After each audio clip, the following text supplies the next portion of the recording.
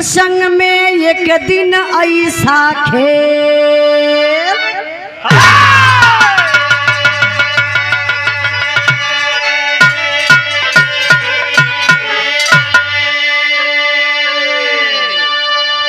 ध्यान दई बिरहा पर आप लोग एक ठे रहली नार नवेली मन बढ़ी एक नंबर अलवेली खेली पति के संग में एक दिन ऐसा खेल। बिरहा के सुनने वाला भैया बाबू आप लोगों से बता देत बानी दुनिया में बतावल जाला कि धन का बढ़ब ठीक बा लेकिन मन का बढ़ब ठीक नहीं खे। धन बढ़ी तो कामे आई, मन बढ़ी तो हर जगह वो इंसान लात खाई, विनाश हो जाए। हमेशा वो विनाश के तरफ ही अपन कदम बढ़ाई। यही लिए आप लोगों से बतावत बनी कि धन बढ़ावे के कोशिश करी, मन बढ़ावे के। अब एक औरत गांव को जौने का नाम बतावल गल चंपा, जैसन नाम वैसे भगवान सुंदर बनौले भी रहले। चंपा के दुल्हा का नाम रहल चतुरी। चतुरी के गौवा में लोग पहलवान पहलवान कही के बोलावे।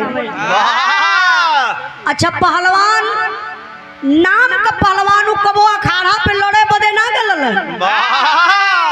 अजीत मतिल पहलवान रहल। नाम का चतुरी पहलवान बियाह हो गल सुंदर लड़की से। अच्छा हम बताइला कबो कबो मालिक केहू केहू के जिंदगी बनाई दिले। हमारे मास्टर मतलब करिया मर्द के मेहरारू एकदम गोर अंगार मिल जाई। ई कुल करम कमाई होले भैया। अरे ई कौन करतब कमाई कैले हुआ कितने ट्रैक्टर के टाली तोरी न नहीं तो ओकर मतलब का है। देखी कबो कबो बड़ा गोर हैंडसम मर्द मेहरारू फूहर पा जाले, कबो कबो फूहर मर्द बढ़िया मेहरारू पा जाले। भाग तो चतुरी के जागी गई, मेहरारू एकदम सुपर मिल गई। इतनी सुंदर इतनी सुंदर इतनी सुंदर मालिक लगे कि फुर्सत के टाइम में बनौले हुआ।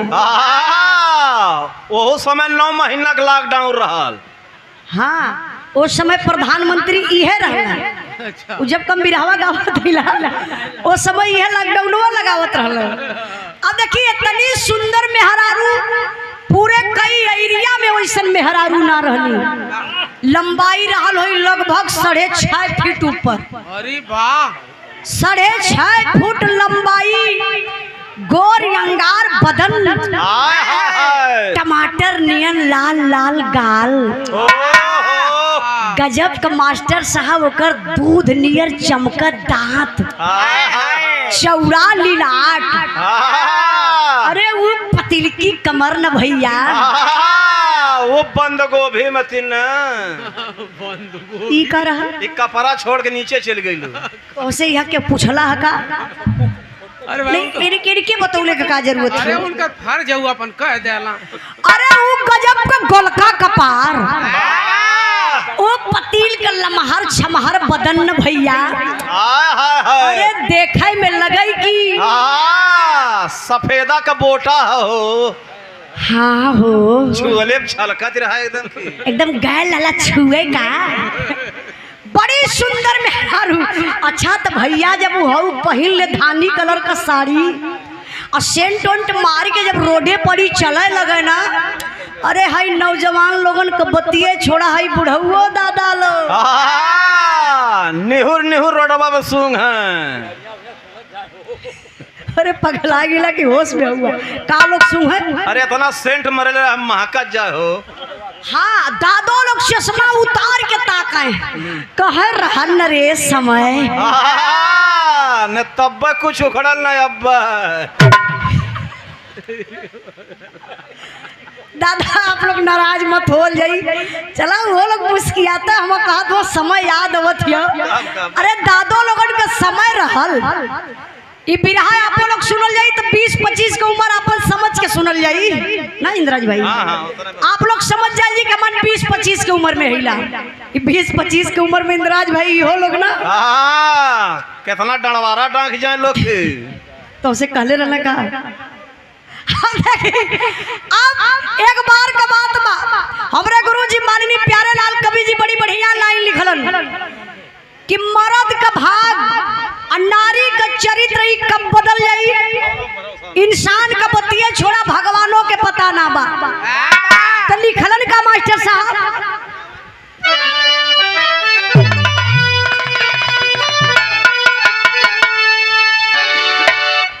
नाश्ता वाला सिस्टम 5-10 मिनट के बाद चाहत रहा, लेकिन अब चले लगल तो मना भी ना करबे, नहीं तो मनवे मन लोग गरिए हैं कहीं देखा अपने तो गावत हियो हमान के खाऊ न देत हियो। लेकिन दोनों साथ में चले ज्यादा अच्छा रहेगा। नहीं नहीं ठीक बा, अब हम चाहत बने कि नाश्ता सबके हो जा तनी भैया जल्दी, नहीं तो बिरावा में बिरहा खड़ी करे में बड़ा दिक्कत हो जाएगी। आप कार्यक्रम जारी रखें। हाँ नहीं कार्यक्रम जारी रही, जानते ही बिरहा का मतलब होता नहीं कहानी स्पष्ट हो गई तनी भैया जल्दी जल्दी ले जा, सबके दे दास केहू जने नाश्ता से छूटे ना। धन्यवाद तो हम अपने सौरभ भैया के देत बनी, बहुत बढ़िया है आपका सोच बा समाज के लिए। आप लोगों के पता भी ना रहा होई कि नाश्ता का भी व्यवस्था हो, जे वही नाल होई वो सोचत होई कि भगवान हमार नाश्ता छूट गए। वो बगलियां कदा लोग हां तो देखिए भैया, हाँ आप लोग ऐसे बैठल रही, आप लोगन के भी पास नाश्ता जाई, नाश्ता से केहू छुट्टी ना, सबके पास नाश्ता जाई, खाली बैठल रही। आई कवि जी बड़ा बढ़िया लाइन लिखलन, का लिखलन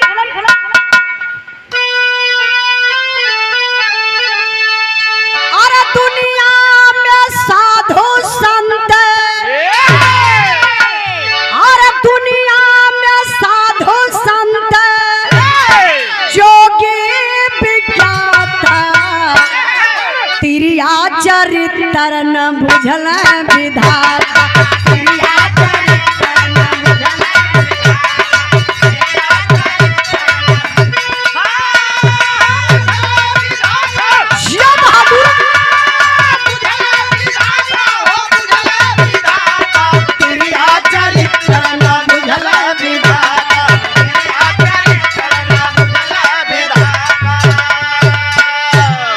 सृष्टि की रचना की संचालक नारी, जब जब पड़ी है ओ पुरुषों पे भारी, पुरुष भी कहाँ कम है रहते विजेता, नहले पे दहले का उत्तर है देता, चतुरी की बहुत चतुर थी जनाना, गंगा नहाने ओ जाती रोजाना, हथवा में लोटा बगल दा बिसारी, रोजवे मनौती उमांगे बेचारी,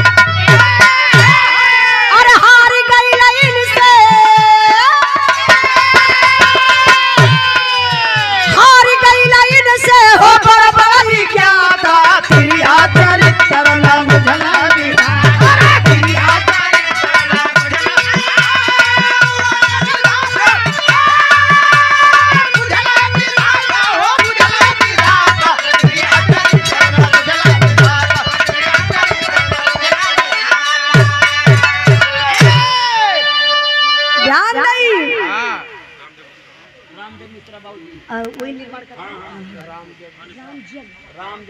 राम जग मिश्रा गाना वाटिका के निर्माण करता बाबूजी की तरफ से लगातार पुरस्कार, ए पुनः फिर से 1000 रुपए का पुरस्कार देकर के सम्मान किए। आपके चरणों में बहुत बहुत प्रणाम। ताली बजावा कहा तो ओड़ा पाव नीचे गिर जाएगी इसलिए हम काली जाए दे। चंद्रशेखर पांडे जी आपके तरफ से भरोखन के धरती से आपके तरफ से 500 रुपए का पुरस्कार, आपके चरणों में बहुत बहुत प्रणाम। और ये 500 रुपए का पुरस्कार सुभाष तिवारी गोलू भानेपुर के धरती से, ये 500 रुपए का पुरस्कार आपके चरणों में बहुत बहुत प्रणाम। आशीर्वाद का चाह रही सब भाई लोगों के नमस्ते प्रणाम। ए मतारी जात हो घरे का नाश्ता पा गई का करी है नहीं नस्तवे लेना तनी एक आध घंटा बैठा मानो के अच्छा लगे। आप लोग बैठेबू ना, धूप ना लगत है। हाँ हाल चाल अमान का होत रहे, हम विशेष तौर से आप लोगों के मल्लई भी रहोगा वो थैला। हाँ नहीं धूप भी देखा, भगवान का मर्जी देखा। भगवान भी कहला इतना भक्त हमार तपस्या करत हुआ, बैठ के बिरहा सुनत हुआ। एक काम करी कि तनी से छाँव कह दी, देखा धूप चाहिए हो गई। अरे भैया छावा ना नहीं आवे वाली है इनके किया भैया सूचना आई लाली आई तनी बिरहा पर ध्यान दई। हम बतौली आप लोगन से कि चंपा इतनी सुंदर रहली, उनकर बड़ाई हो हर जगह, हर गली गांव में चंपा चंपा चंपा चंपा सब एक रट लगौले रहल। अब चंपा का मन गल बढ़। अब बतौली ना आप लोगन से पहले ही कि मन का बढ़ब हमेशा खतरा करेला, धन का बढ़ब बहुत बढ़िया बा, जो जिंदगी में आपके सुख सुख मिली। अब इनकर मन गयल चंपा का बढ़, 4 गो लड़कन से मोहब्बत कैलहली। मोहब्बत मोहब्बत, प्यार, इश्क, दोस्ती। अब कुल पता पड़ल कि ना? पागल आदमी इनके का पता चली। आप लोग तो समझत हो ना मोहब्बत का मतलब? हाँ चचा समझत हो, बूढ़ी हिलोग चचा का तो हाँ बहुत बहुत धन्यवाद चचा। देखिए 4 जने से जब इनके मोहब्बत हो गई, धीरे धीरे समय बीतले बाबू। अभी इनके ही अंकुश लगत बा, सोचत यही कि 4 जने से मोहब्बत कैली, आए मोहब्बत में हमारे मर्द हमार रोड़ा बनत हो। चरहुल से बढ़िया से मिल जुल ना पावे, बड़ी परेशान रहे। धीरे धीरे मन में एक उपाय सोचली। अच्छा मनवा में उपाय का सोचत थी कि मर्द हमार जिंदे रहे, जियते रहे, हम दुनिया का सारा मजा भी ले ली। अच्छा देखा करत का ही मास्टर साहब तर्ज बदल गई बा।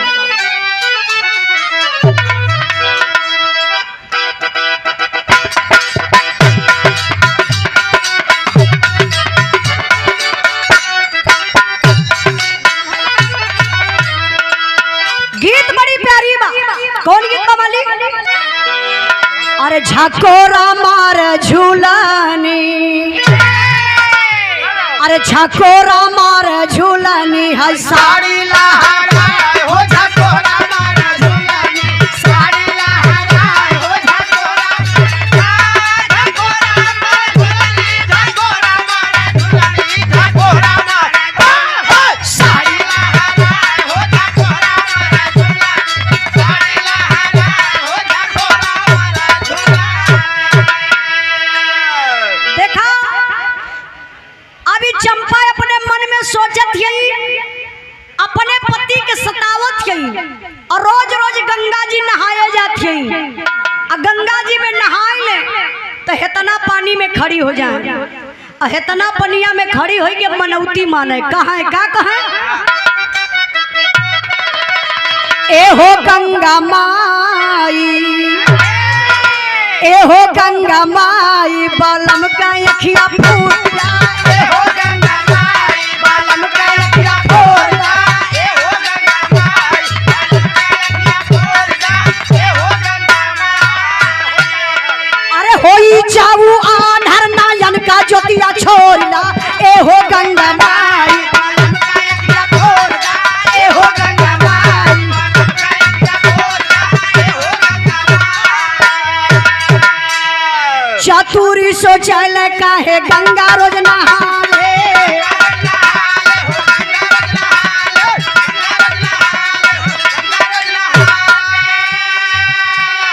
ये कदी न छुपला जाके गड्ढा खोदी खाले।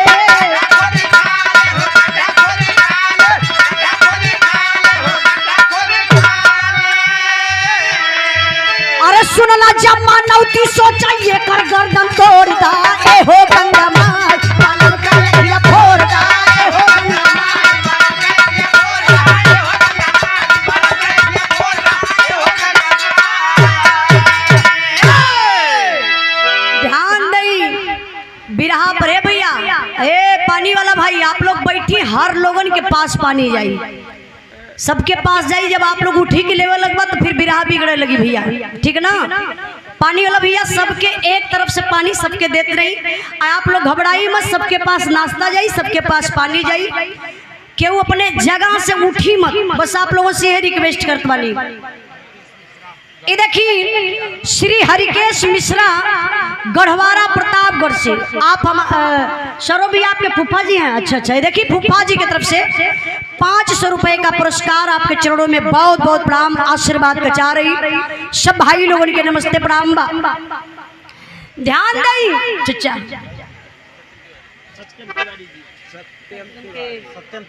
देखिए हमारे सौरभ त्रिपाठी भैया के आप चाचा जी हैं। अच्छा भैया हैं, सॉरी सत्यम तिवारी। अच्छा सॉरी, बहन पहली मुलाकात है, ऐसे थोड़ा सामान के भटक गई नहीं है। ये देखिए हमारे बड़े भैया आप सत्यम तिवारी जी की तरफ से, आपकी तरफ से 501 रुपए का पुरस्कार आपके चरणों में बहुत बहुत प्रणाम आशीर्वाद बचा रही। सब भाई लोगों के नमस्ते प्रणाम। सत्यम भैया अगर हमारे बोले में गलती हो जाई तया के अपन पैसा ले जाया। अरे काहे पैसा वाले जाइए अब तुरंत सही हो जाए। हाँ कोनो लेखपाल के पास जाई ना तो सत्यम और भैया सौरभ, सत्यम सौरभ में अलग करे खातिर कई 1000 रुपया ले ली तब वो सही ना हुई। देखिए हमान कलाकार अला तुरंत सही। कोई बात नहीं उजाला जी, सही है सर। बहुत बहुत प्रणाम हमारे बड़का भैया सत्यम तिवारी जी की तरफ से 500 रुपए का पुरस्कार। सब भाई लोगों के नमस्ते प्रणाम। आई तनी बिरहा पर ध्यान दई। बिरावा कहाँ रहा है? ओड़ा पाव में। चश्मा वाला भैया ही एकदम पकड़ के बिरहा बैठन का तो है अखिया फोरे वाली बतिया। गड्ढा खोद के बैठ गईला। बहुत बहुत धन्यवाद भैया। ऐसे जहाँ बिरहा भुलाई वहाँ आप लोगों से पूछब। जो लोग बाहर खड़े हैं कुर्सियां आ गई हैं, आप लोग कुर्सी लेकर कृपया प्रांगण में आकर बैठ जाएं प्लीज। जो लोग किनारे किनारे पर बैठे हैं कुर्सियां हैं, कुर्सी लेकर आप आ जाए वाटिका के अंदर, यहाँ बैठे जिससे कार्यक्रम और अच्छा लगे। चाहिए अच्छा हाँ आई तनी बिरहा पर ध्यान दई। अभी जाए के गंगा जी में नहाइले के बाद मनौती करे कहा है गंगा माई हमारे पति के दोनों आंख फूट जाए। अच्छा जितना जने बिरहा लोग सुनत है आपो लोगन के मेहरारू भक्ति भजन करत हुई हैं, व्रत व्रत रहत हुई हैं, का ये मनौती कबो मंगले ही कि हमारे पति का आंख फूट जाए। हर मेहरारू ये मनौती माने ली कि हमारे पति का उम्र लंबी हो, हमारे पति जहाँ कहीं भी रहे सुख शांति से रहे, उनकर मान सम्मान हमेशा ऊंचा रहे बनल रहे। लेकिन ई दुल्ही मनौती मानत बा कि हमारे पति का दोनों आंख फूट जाए। बाबू एक दिन का बात बा, चतुरी भी संगे संगे पीछे पीछे चल रहा। चंपा के पता ना बा, चंपा गईली गंगा जी में स्नान कैली और चतुरी का कैले वही नदिया के किनारवा बालू का रेता रहेला, गड्ढा खोद के वही गड्ढवे में छुप के बैठल। जब नहाय के जल चढ़ावत ही जुरी से कहती है गंगा माई हमारे पति का आंख फूट जाए। इतनी बतिया जब चतुरी सुनल तो कनकनाई के खड़ा भइल। मनवा तो यह गरत बा चली के ये गर्दनिया पकड़ के मरोड़ के यही पनिया में के निहुरा दे। हाँ संगवा हो रहा का मनवा तो का दई पनिया में डुबाई दई। फिर कहना जाए दर्रह मन मान जा मेहरारू हमारी हो, देखी अखिया फोर के हमार करे लेका। ए भैया वहीं से चतुरी अपन आवाज बदल के मुंह ऐसे ऊपर कैलन बोलत हुआ, कहले कि अरे मेरे भक्त हम तुम्हारे भक्ति से प्रसन्न हैं, जो चाहिए दिल खोल के मांग लीजिए। तब चंपा कहले कि हे गंगा माई प्रकट हो गईलू हमारे भक्ति से। अब उनके का पता कि गंगा माई ना, हाँ गंगा दादा बोलत हूँ। अच्छा ये देखिए सम्मान की हमारे बड़का भैया अशोक यादव रूपनपुर सैफाबाद के धरती से 100 रुपए का पुरस्कार देकर के आप सम्मान किए। भैया के बहुत बहुत प्राण आशीर्वाद कचा रही। तनी बिरहा पर ध्यान देंगे।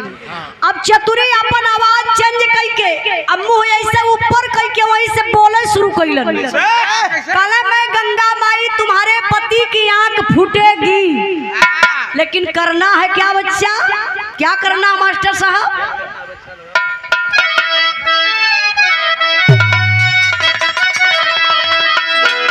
तर्ज बड़ी प्यारी लगल बा। कौन तर्ज बा? काहे होई है सड़क पर, काहे होई है सड़क पे लखता होई है, काहे होई है सड़क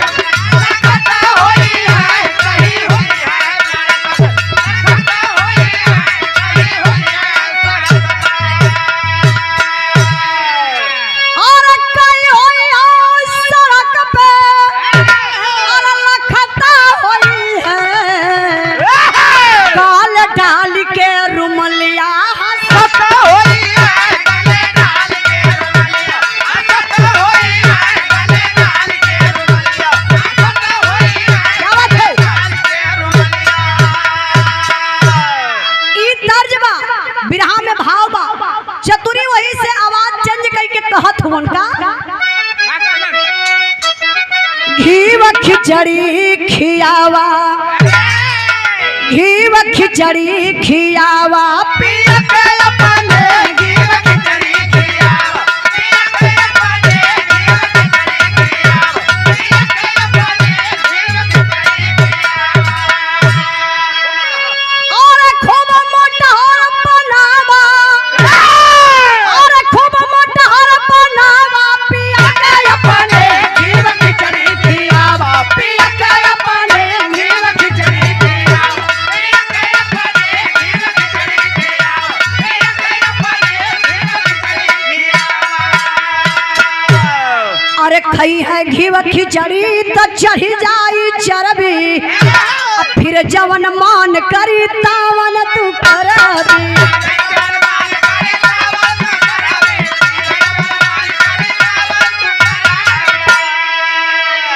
घी खिचड़ी गोरिया खिया दिहली ऐसा,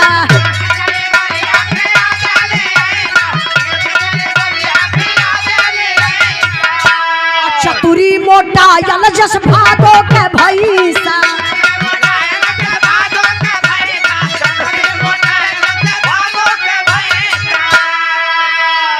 और पक्का नाना बनावा, और पक्का नाना बनावा पिया के अपने घी व खिचड़ी खियावा, पिया के अपने घी व खिचड़ी खियावा, पिया के अपने घी व खिचड़ी खियावा, पिया के अपने घी व खिचड़ी खियावा। ध्यान दई निशाना कहीं और है दोस्तों यार। चतुरी वही से आवाज चेंज करके कालन के रे मेरे भाई, हम आपकी भक्ति से प्रसन्न हैं, आपके पति की आंख फूटेगी, लेकिन बच्चा एक काम करना पड़ेगा, वो बड़ा दुबला पतला है, इसको वड़ा पाव खिलाओ। उसकी आंख से बहुत दूर तक दिखाई देता है। हाँ तबला एक अजूरी गंगा जी के पानी फिर चढ़ौली चंपा कली, हे माई जल्दी बतावा अखिया भरे मर्दे का फूटी कैसे। बस चतुरी वहीं से कहला कि बच्चा कुछ करना नहीं होगा, बस रोज डेली घी खिचड़ी अपने पति को खिलाइए। कहा जब तोहार पति घी खिचड़ी खा ले तब मोटाई के उच्चौचक भैसा मती एकदम मोटका, हाँ बैठ के खाई आराम से। पट्ठा पहलवान हो जाइए। और जब वो पहलवान हो जाई तो ओकरे शरीरिया भर चर्बी ना, ओकरे अखियों पे चर्बी चढ़ी जाई, और जब अखिया पे चर्बी चढ़ी जाई तो वो आन्हर हो जाई। इकली जय हो गंगा मैया, सहजय दवाई 1 रुपया न हमार खर्चा होई। चश्मा वाला भैया एकदम इहो घबराता वो मेहरारू ठीक ठाक हो ना, तब कौनो बात ना हो। अब ई का कइले सोचे लगली चंपा काली 4 गो भैंस हमरे, गगरिन घी हमरे, भैंस दुआरे गगरिन घी, घर में चावल दाल, मेहनत खाली बनौलही कतबा, नहाई के अली भैया तुरंते बनवे शुरू कैली, गजब का खिचड़ी बनौली। खिचड़ी बनाई के एक कलछुल में घी डाल दहली, देहली अपने मर्द के खाए बदे। अरे जब चतुरी एक कवर खैले कहले धन्य हो गंगा मैया, मेहरारू हमार हमके खाए के पूछत ना रहल, तोहरे आशीर्वाद से गंगा मैया हमके घी खिचड़ी मिले लगल। अच्छा ये भैया धीरे धीरे घी खिचड़ी 6 महीना तक खियौली, और जब 6 महीना खिया दली घी खिचड़ी तब इनका नखरा चालू हो गल। के कर चतुरी पे, चतुरी मोटाए लगल, अखिया उखिया अपने से डर्रे लगलन। काला चंपा हमरे अखिया से कुछ कम दिखात हो, जब से घिवा खिचड़िया खात हैला।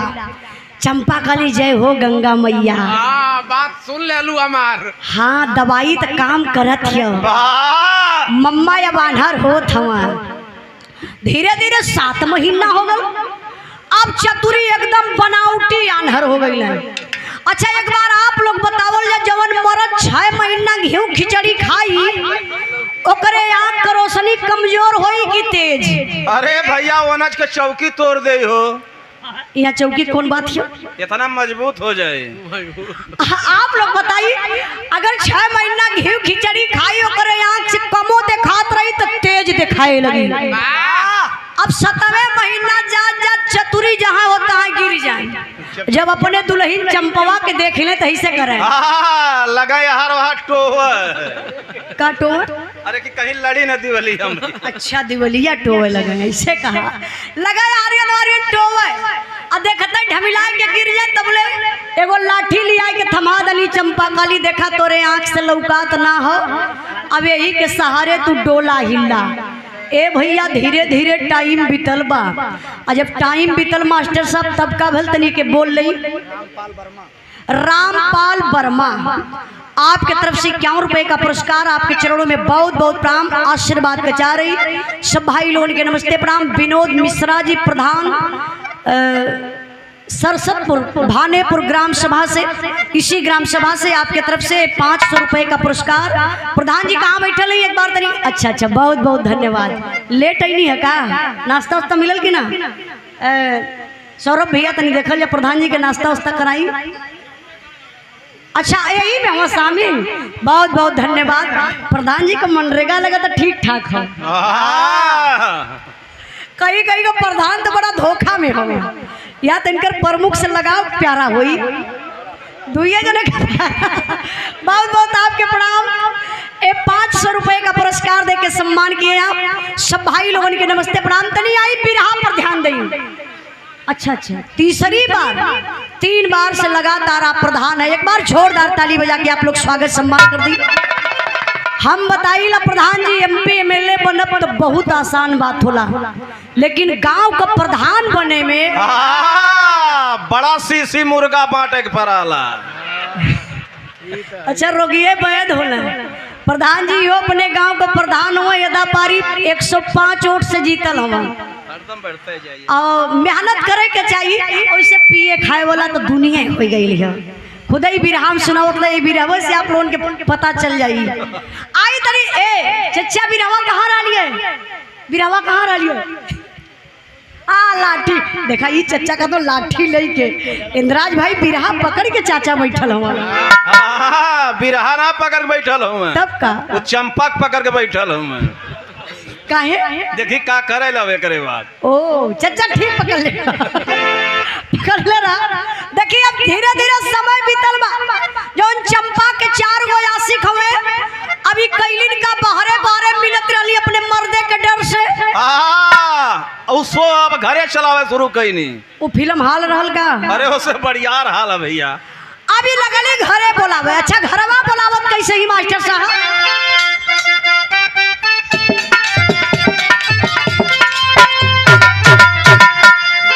प्यारी बात कौने कारण धनिया मोर इतना हो गईलू कमजोर के न मरल है के गरियौला नहीं हरावा में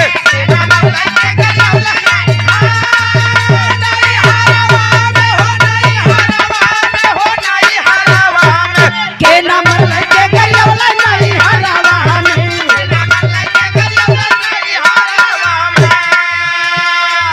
ध्यान दे बिरहा पर कहना बका आन्हर हो गई है मर्दाना गोर के रहला 4 आन्हर हो गई है मर्दाना गोर के रहला 4 दीवाना रोजाना घर में बोलावा या धीरे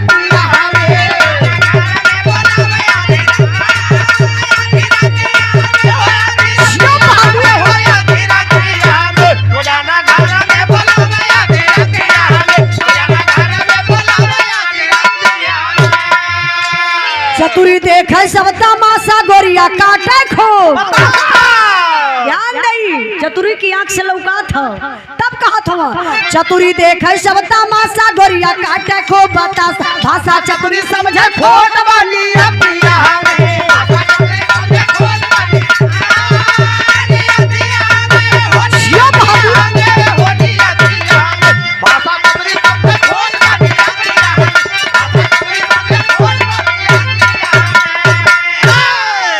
ध्यान दई बिरहा पर 4 आशिकन के अभी रोज रोज घरे बोलावे लगली ते ही पे कहल जला ए भैया कौन मर्द ऐसा रहे जवन जियते माछी घोटी केहू का मेहरारू अगर गलत करी तो मर्द बर्दाश्त करी सौरभ भैया अगर वो पानीदार मर्द रही तो जहर खा के मर जाई।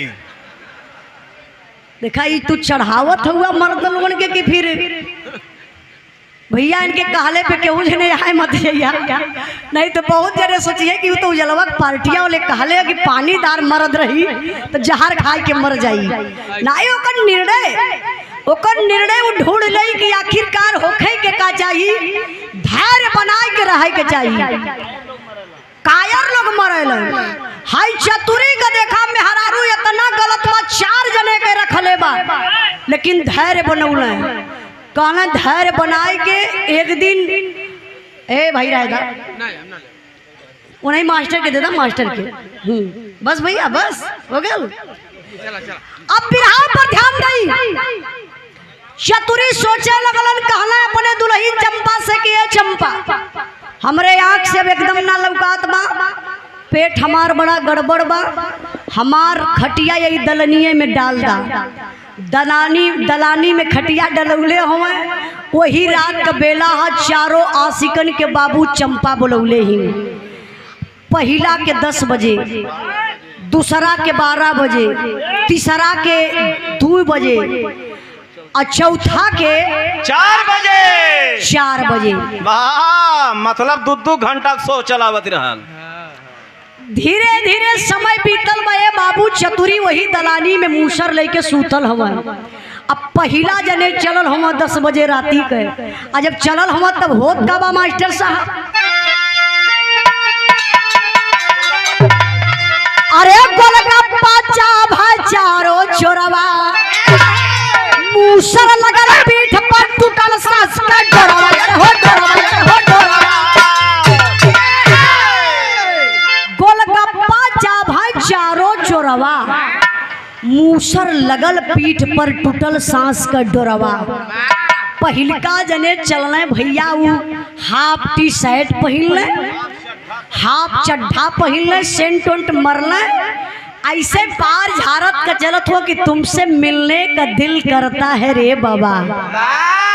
यार चतुरी ले के मूसर सुतल हम, जैसे ही पहला जने द्वार डकले तब ने चतुरी मूसर ले के कहले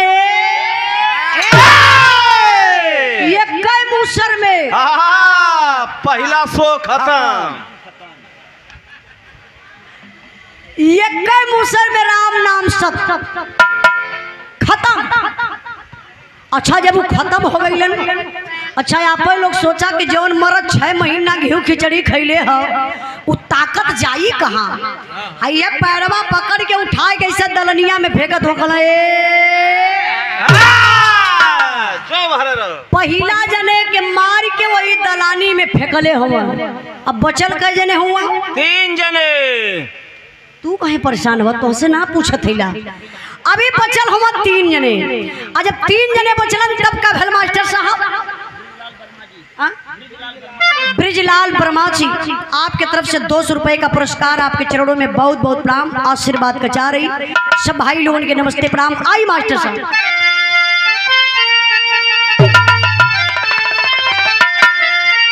अरे लगल पीठ पर जब मूसर का मार सारा यनहरा गइले, अब दूसरा जाने यही दहिया सारा यनहरा गइले। बजे कर जब तू सरका जने चलने झारत का शरीर न हो, जैसे ही द्वार डकले तबले चतुरी तैयार हुआ मूसर उठौले कला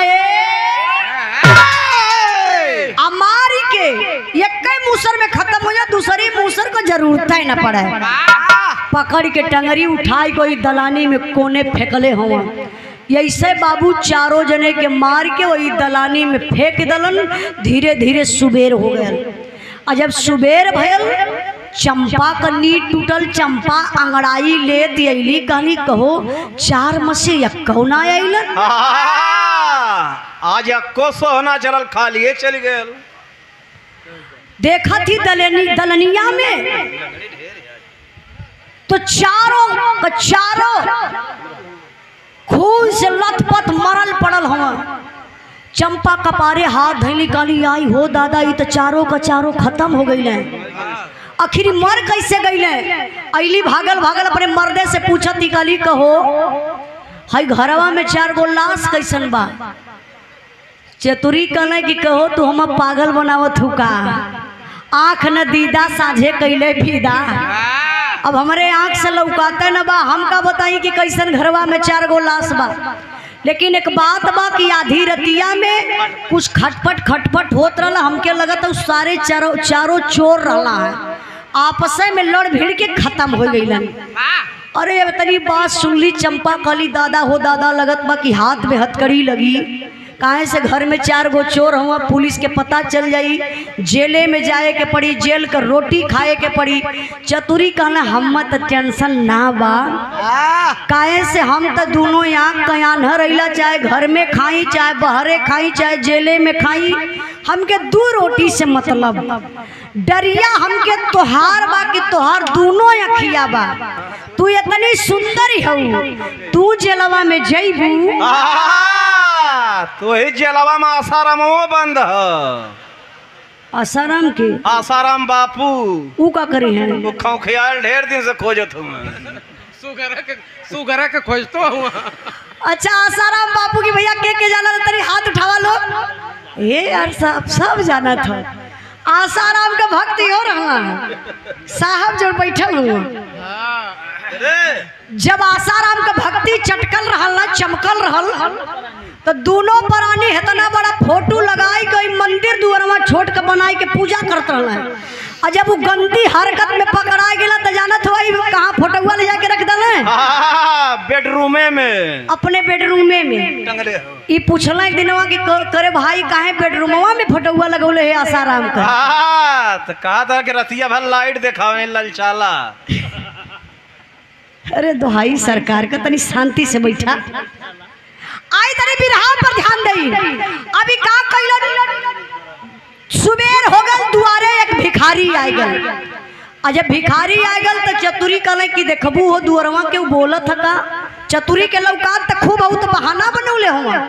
तबले चंपा कहली हाँ देखत ले दुआरवा के भिखारी आल। चतुरी कहले बनावा तनी कुछ काम बनाईला। ए बाबू चंपा बुलाए के लेके अली भिखरिया के। और जब भिखारी अंदर आयल तो चतुरी दिमाग लगौले, कहला भैया तू भिखारी हवा, जितना दिन भर मंगवा ना पैबा, हमरे घरवा में एगो लाश बा, वही के फेंक देता भाई, तो तोके जितना कहबा उतना धन दौलत तोके दे देबे। देखा ई मर्दन का दिमाग में अपने माता बहन लोगन से बतावत बनी। आई मर्द लोग बड़ा इग्नोर करल है, कोनो काम रहेला घर में मालिक के देखाला ना तो आँख का अंधा कान का बहिर बन के रहा तब वो घर चलेला। मर्द लोगन के पास दिमाग ज्यादा होला। मेहरारू को बुद्धि कितनी होले भैया? तनी बैठा तो हिसाब से बैठा, इतना मेहरारू से मत जरा। बिना मेहरारू के घर के को चलत ना हो। पागल आदमी के मेहरारू से नफरत है। अब देखी अभी का कहा जरा कि मरता क्या नहीं करता। भिखारी बेचारा तैयार हो गल। लाश कई गो बा? 4 गो। चतुरी कहला एक लाश ये देखा, 4 लसिया कैसे दिमाग लगाए के फेंकवावत हुआ, तनी आप लोग ध्यान दिया कैसे मास्टर साहब।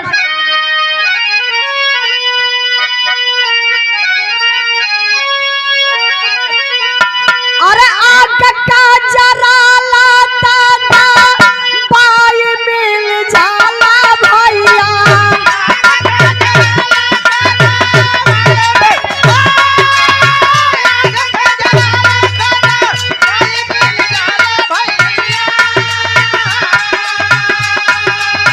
पेट का जरा ला हो करावा तू लगा।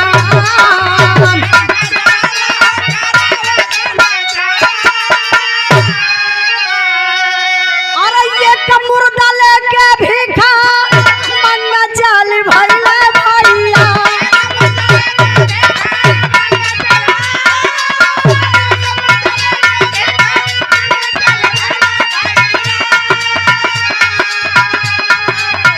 एक फेंकियावे दूसर नल के सारे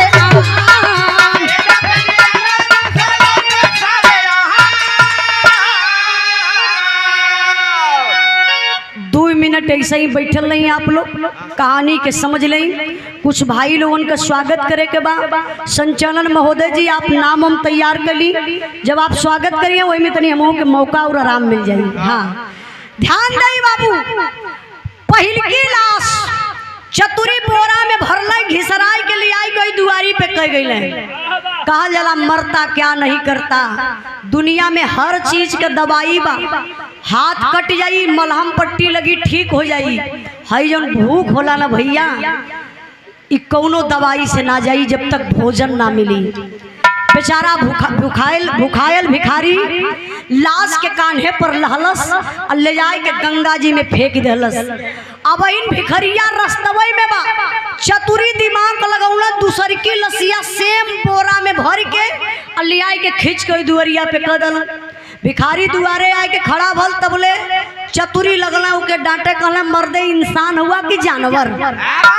भिखरिया कहला मतलब कहाँ मर्दे तो के लाश फेंके काली तू वही रस्तवे में हुआ और कैसे फेंकला कि लसिया हमारे घरे में आ गई।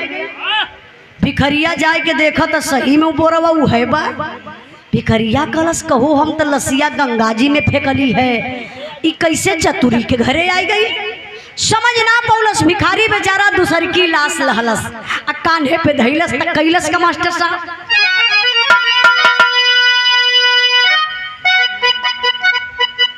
देता देता आगा। अरे कैसे फेंकत हवा भाग के आए जाल सरवा घरवा,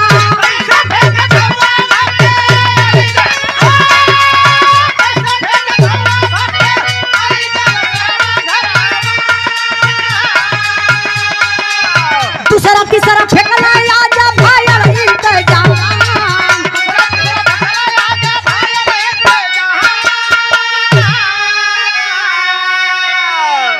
देखिए बहुत बहुत धन्यवाद राजबली यादव, आप ग्राम कुंदनपुर पट्टी से पूर्व कंडक्टर साहब रोडवेज प्रतापगढ़ डिपो से बहुत बहुत बाबूजी के प्रणाम। 51 रुपए का पुरस्कार सब भाई लोगों के नमस्ते प्रणाम। हाँ 2 से 3 मिनट संचालन महोदय जी आपसे टाइम लेत बानी और कुछ भाई लोगों का स्वागत सम्मान करे के बाकी बा, आप लोग जाइए हैं मत जब तक आप लोगों का सम्मान न हुई। बहुत बहुत धन्यवाद। पुनः फिर से हम सौरभ त्रिपाठी भैया के देत बानी कि जो सामाजिक कार्य में आप कदम बढ़ाए चढ़ बढ़ के हिस्सा ले रहे हैं, बहुत बहुत धन्यवाद। तनी आई बिरहा पर ध्यान दें सिर्फ 2 मिनट। अब चतुरी तीनों लाश फेंकवा दहलन, चौथी लाश ले के बाबू चलल बा। भिखारी बड़ा गुस्सा में बा, कलश सरवा एक लसिया हमके 4 बार फेंके के पड़ल। अब वो भिखारी के का पता कि 4 गो लाश बा। ले के भिखारी चलल वही ऊंचे से फेंके जब चहलस तब ले भैया वो लसिया हथवा से छूटल खरखराए के वही नदिया के किनारवा गिरल। संजोग देखा एक ठे बुढ़ऊ दादा बेचारू मैदान कई के पानी छुअत रहलन। वाह किथुआ से जेसेबी से ए मूर्ख राम से मिला अभी इनके पता है ना बा पानी छुए का मतलब लोग समझत हुआ ना। हाँ ओकर गहरान नापत रहने। अरे पागल राम जो अब घरे घरे लैट्रिन बन गई, पहले लोग तालाब में जाए पोखरा में जाए, जब नदी रहे तो नदी में जाए, नहीं तो घर से पानी लोग लेके जाए। अभी का कहियो इनकर तो बुढ़ऊ दादा जो न करी निगोटा कान्हे पर धोती कमर में लपेटल पानी छुअत हवे तब ले लसिया गिरत क्यों। अरे बाप रे बप्पा बुढ़ऊ दादा एकदम घबराई गई ने, दांत यक्कौ ना चिल्लात हो भू भू बेचारू साफ बोलू न पावे कि भूत कहाँ भू भू भू भू ऐसे करते दादा गांव की ओर भागत हुआ। अब भिखरिया वही ऊंचे पे चढ़ल कलश सरवा चौथी बार हमारे हाथे से छोड़ौले है। देखी सरवा जाला कौने रास्ते से।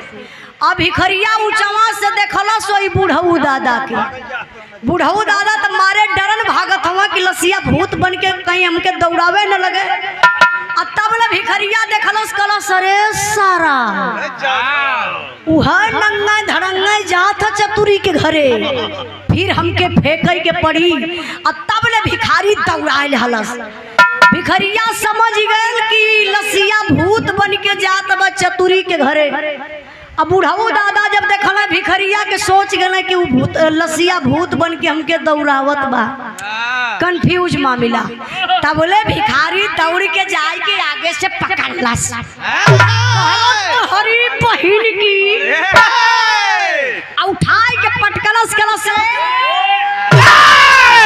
पटक के दादा के ये ठेहुना छाती पे लगौलस, मारलस चार के हुनी। अब दादा रोवत हुआ चिल्लात हुआ कहाँ छोड़ दे भैया, कभो पानी छुए ना आई, हम गांव का पांचू दादा कहाँ सार, हमें पता है कि तू पांचुए हवा, काहे से चौथी बार में पकड़ाल होता तो तू कहता हम चौथी हैला, अब की ना पकड़ाता तू छठवीं बार में पकड़ाता तो कहता हम छठू हैला, तो हम मारब। 4-6 ऊंचा दहल बुजुर्ग आदमी। ये भैया देखा आप लोगों से एक बात बताई, बिरहा गौले का मतलब बा कभो केहू के मारे से पहले एक बार पूछ जरूर लिहा, नहीं तो धोखा में बेचारा केहू मरा जाई। 4 के हुनी दहल भिखारी बेचारू बुढ़ऊ दादा जियत मुँहे से हलक से खून आयल। अब भिखरिया का कैलस दादा का निगोटा ऐसा लपेट के बुढ़ऊ दादा के मुँहे में हुर दहलस। जवन उनकर कार धोती सौरभ भैया धोती खोल के भिखारी हाथ पैर बांध के ऐसे गठरी बना दलस, आ घिसराय के लेके आलो गंगा जी में फेंकत कल ले जा गंगा मैया। कब ले तकलस भिखारी जब ले बेचारा पांचू दादा बह न गईलन। अब आयल घरे पांचू सॉरी चतुरी से कलश कहो भैया आयल कि ना उ लसिया, कहाँ पता रहा तू अब की बार गुस्साए के लगैला ना, कहा गुस्साए के ना साहब हम जात रही है। तब ले जाए के देखली वही आगे नंगा धरंगा दौलत तोहरे घरवे वरी भागत रहल। चतुरी कहना कैला का कहाँ पकड़ के सरवा के मरली, 4 ऊंचा मुँहे से खून आ गल, लगल चिल्लाए कहा हम पांचू दादा पांचू दादा। अरे कपारे हाथ धैले चतुरी कहना आई हो दादा, ई तो लगत बा कि पांचू दादा के जियते मार के फेंक देहलस। पक्का हाथ में हथकड़ी लगी, कहना ए चंपा जल्दी से कुछ बनावा, ए भिखरिया के भगावा खियाई के, नहीं तो लगत जेल में जाए के पड़ी। जो रुचल पचल बाबू भिखारी के दे के लोग दोनों प्राणी विदा कैलन। अब वह ले के मुसर चतुरी वही अंगना में बैठलन, अपने दुल्हन चंपा के बुलौलन। अब बिरहा का मेन पॉइंट बा, बिरहा के सुनने वाले भैया बाबू बतौली बिरहा बा हास रस के, लेकिन मैसेज आप लोगों के काम मिलत बा यही लाइन से मिलत बा का मास्टर साहब। अरे गलत कर जब नार असर तम मरदन पर मरता गलत कर असर गोद के लइकन पर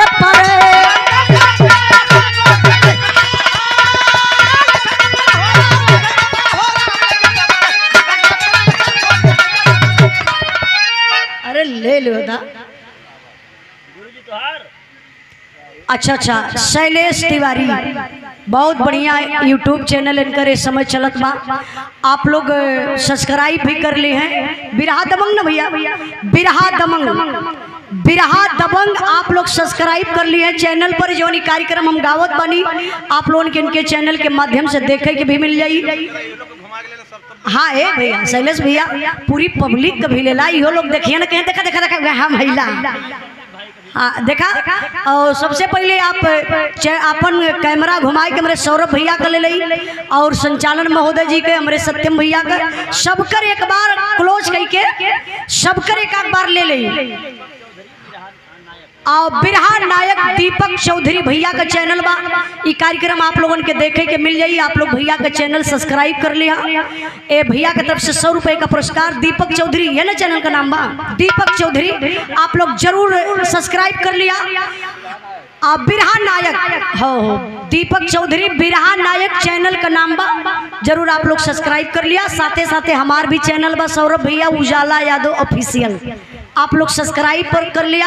हर बिरहा जात रहे और सोमवार के एक बिरहा आप लोगों के बीच में बा, जो ने बिरहा का टाइटल बा एक मैसेज बना काल, सुहाग रात में हुई पति पत्नी की मौत।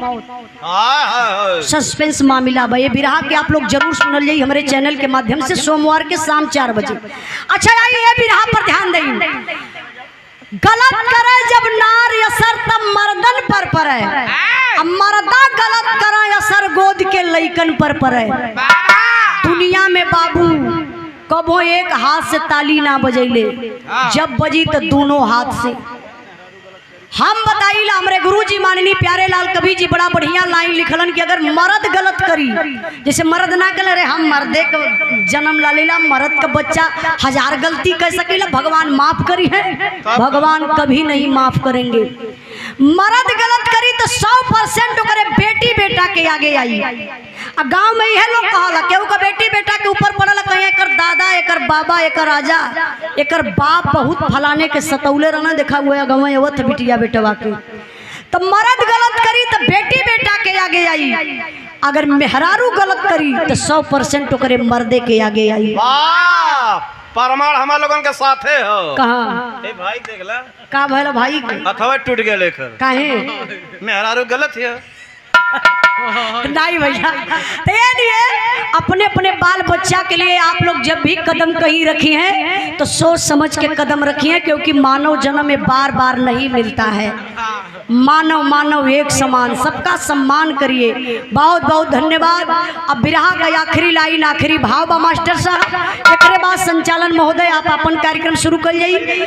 आज आप लोग बैठल रही हैं तो एक बिरहा और आप लोगों के सुना दे, अगर जाए लगी हैं तो फिर होली होली गाय के बंद कर ली, जैसे आप लोगों के ऊपर बा। आप लोग बैठिए तो बिरहा सुन लिया, और जब जाए शुरू करी है तब वही में होली होली गाय के बंद कर ली ना सर। अरे गोलगप्पा चाभा चारो चोरवा उजाला प्यारे लाल का करी है घारा फोरवा, गोलगप्पा चाभा चारो चोरवा।